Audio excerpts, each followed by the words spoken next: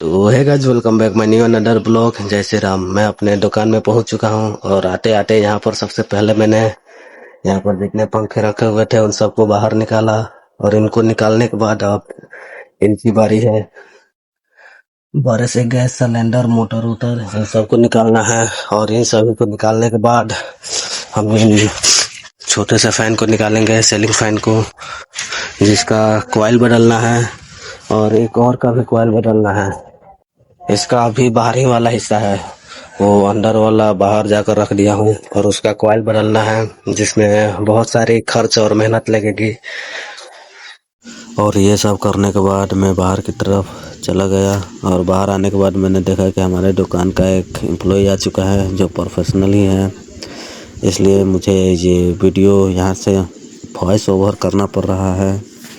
और ये cylinder motor, जिसमें कई सारे मोटर ख़राब पड़े हैं और कुछ कांच रिपेयर हुए हैं जिन्हें हम यूज कर सकते हैं। और ये रहा हमारे दोस्त, जिसे पता भी नहीं है कि वीडियो चालू है। अपने काम को ख़त्म किए बिना चैन लेता ही नहीं है। कुछ भी काम को शुरू कर दे उसको ख़त्म करने के बाद ही मानता है। और ये रहे कुछ ख़राब फ़ैन, जिनमें से एक मेरे गांव का है, मेरे ही टोला का, जिसका कॉइल चेंज करना है। उसने मुझे सुबह ही में बोला था कि कॉल करना, लेकिन मैं भूल गया काम के चक्कर में। और उनमें कुछ ज़्यादा खर्चा आएगा तो मुझे कुछ लेने के लिए भेज दिया गया, जो एक बोर्ड है। A few moments later. इतना खोजने के बाद फाइनली हमें वो बोर्ड मिल ही गया। और वो बोर्ड ये है, जिसे वहाँ पर जोड़ने पर सारे सिस्टम में लाइन आते हैं। इसे मैं लेने के बाद उसे एडजस्ट करने लगा अच्छी तरीके से।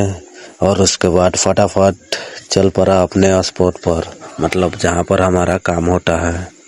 इसी बोर्ड के थ्रू हमारे सारे होल्डर में लाइन आते हैं, यानी कि सारे स्विच बोर्ड में, जिससे हम किसी भी फैन को चेक कर सकते हैं खराब। ये सब करने के बाद मुझे कुछ समझ नहीं आ रहा था मैं क्या करूं, तो मैं लगा टाइम पास करने।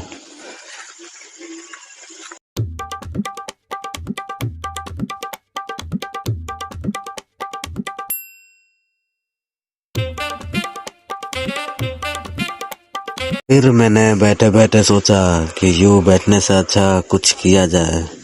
तो मैं 2-4 कदम रखने के बाद इस कॉइल को देखने आ जाता हूँ, जिसमें सिल्वर को बांधने में लगभग 550 और कॉपर को बांधने में 850 का खर्च आने वाला है लगभग लपेट।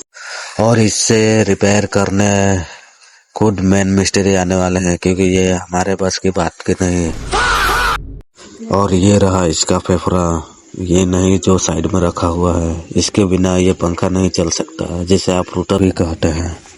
तुम सब खुद देख सकते हो, इस पंखे का पूरा तरीका से बैंड बज चुका है।